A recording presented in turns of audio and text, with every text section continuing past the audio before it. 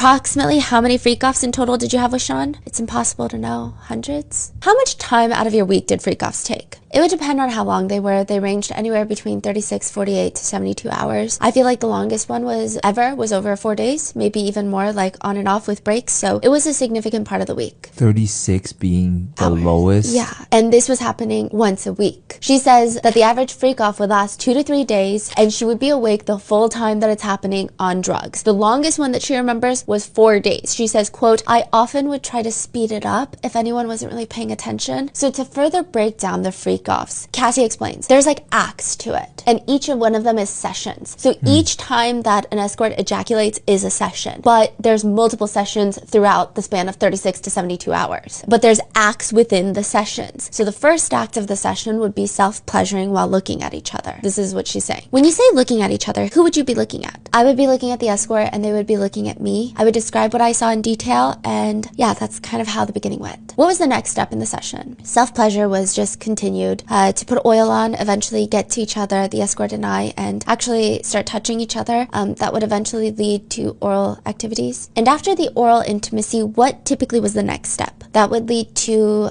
intercourse, and depending on the familiarity with the escort, sometimes Sean and the escort would both have intimate relations with me or doing something at the same time. Sometimes Sean would just watch. When you say that he'd be doing something with you at the same time, what is that something? If I was having intercourse with an escort, he would walk up and have me give him oral activities. It was just like a lot happening at once.